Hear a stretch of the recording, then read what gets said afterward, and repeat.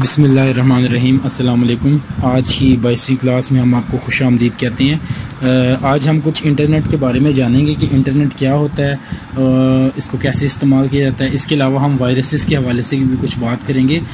Virus का आपने बड़ा सुना हुआ कि जी हमारे कंप्यूटर में वायरस आ गया, हमारी USB में वायरस आ गया। तो ये वायरस कैसे, इसका पता चलता है और कैसे इसको हम ख़त्म कर सकते हैं, सबको डिस्कस कर लेंगे। सबसे पहले तो ये जान लें कि ये एक ऐसा ऑटोमेटिक प्रोग्राम होता है वायरस, जो आपके कंप्यूटर में जो डाटा है उसको नुकसान पहुंचाता है। मतलब जो आपके डी ड्राइव में, सी ड्राइव में जो फाइलें हैं उनको ये नुकसान पहुंचाता है, आपके कंप्यूटर को स्लो कर देता है, आपका कंप्यूटर तेज़ी के साथ काम नहीं करता। तो ये सारे मसाइल आपके वायरस की वजह से आ जाते हैं। तो ये खुद ब खुद नहीं आ जाता, ये नहीं है कि मेरे कंप्यूटर या लैपटॉप में अचानक से खुद ब खुद आ जाएगा, बल्कि कहीं ना कहीं हम कोई ऐसी गलती कर रहे होते हैं जिसकी वजह से ये वायरस हमारे कंप्यूटर में आ जाता है और हमारा कंप्यूटर स्लो हो जाता है। कई फोल्डर बन जाते हैं जिसका हमें पता ही नहीं होता।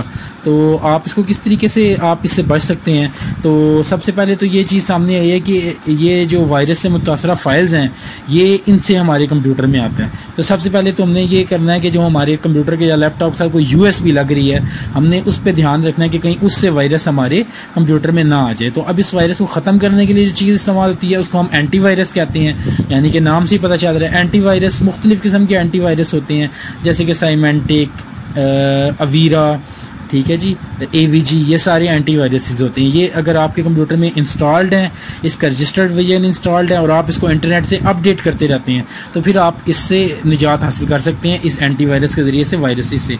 लेकिन ये है कि वो अपडेट होते रहना चाहिए। तो अगर आपके पास एंटीवायरस नहीं है तो फिर कैसे पता चलेगा कि जी ये वायरस की फ़ाइल है। तो याद रखिएगा, जो भी वायरस की फ़ाइल है उसके आखिर में .exe एक्सटेंशन आ रही होती है। जैसे ये देखें, मैंने फ़ाइल के ऊपर क्लिक किया, इसके आखिर में .exe है। तो इसका मतलब ये है कि ये हमारी वायरस की फ़ाइल है। कोई भी आपने इस तरह की फ़ाइल को कभी भी USB के अंदर डबल क्लिक करके चलाना नहीं है। अगर आप डबल क्लिक करेंगे तो आपके कंप्यूटर या लैपटॉप के अंदर वायरस आ जाएगा। तो इस तरह की फ़ाइलें खोलने से आप इज्तनाब करें। आप कोशिश करें कि जो आम फोल्डर हैं उसको आप खोल सकते हैं, लेकिन अगर फोल्डर के आखिर में भी .exe आ रहा है तो कभी भी उसको ओपन ना करें, वो यकीनन आपका वायरस होगा जो आपके कंप्यूटर को मुतासिर कर देगा। अब हम इंटरनेट की तरफ बढ़ते हैं जी। इंटरनेट आज से स्टार्ट हो रहा है। इंटरनेट बेसिकली एक बड़ा नेटवर्क होता है जिसकी वजह से पूरी दुनिया में कंप्यूटर्स का राब्ता एक दूसरे के साथ कायम होता है।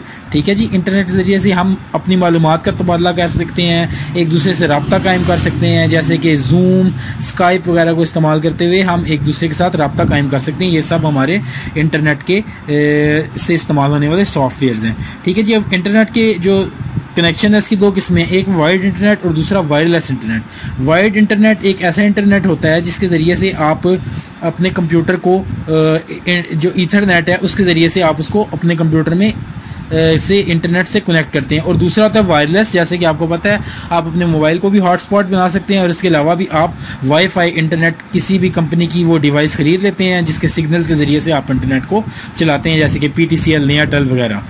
अच्छा जी, अब इसके अंदर मुख्तलिफ इंटरनेट के पैकेजेस मिलते हैं जिसका इन्हिसार ज़्यादातर स्पीड और डाउनलोडिंग में होता है। अगर उसकी स्पीड अच्छी होगी तो वो तेज़ चलेगा और जितना डाउनलोडिंग वाला आपका पैकेज होगा उतना ही आप इंटरनेट से डाउनलोड कर सकते हैं। उसके बाद वो आपका पैकेज ख़त्म हो जाता है। मुख्तलिफ कंपनीज मुख्तलिफ पैसों में ऑफर करते हैं, जैसे कि 2399, 1200, 600। इसका जो इन्हिसार है वो आपके इंटरनेट के पैकेज के ऊपर और डाउनलोड लिमिट के ऊपर होता है। अब इंटरनेट को इस्तेमाल कैसे करना होता है, इसके लिए काफ़ी ब्राउज़र्स आते हैं, जैसे कि जो पहले से ही आपके कंप्यूटर में मौजूद है उसका नाम है इंटरनेट एक्सप्लोरर।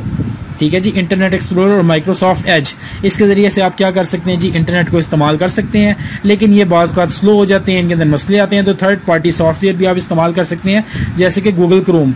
तो ये गूगल क्रोम का है जी। आप इंटरनेट एक्सप्लोरर पे जाएं और उसके बाद जाके लिखें डाउनलोड गूगल क्रोम, तो आप उसको अपने कंप्यूटर में इंस्टॉल कर सकते हैं। गूगल क्रोम है, इसको बहुत ही आप आसानी के साथ इस्तेमाल कर सकते हैं। ये देखें, यहाँ पे एड्रेस बार होती है, यहाँ पे आप एड्रेस लिख के कोई भी वेबसाइट ओपन कर सकते हैं, गूगल सर्च इंजन में कोई भी चीज़ ढूंढ सकते हैं। तो ये आज हमारा बेसिकली इंटरनेट का तारुफ था और इसके अलावा आपको एंटीवायरस के मुतालिक से मालूमात देनी थी। आखिर में हम टाइपिंग मास्टर का लेसन देख लेते हैं जी।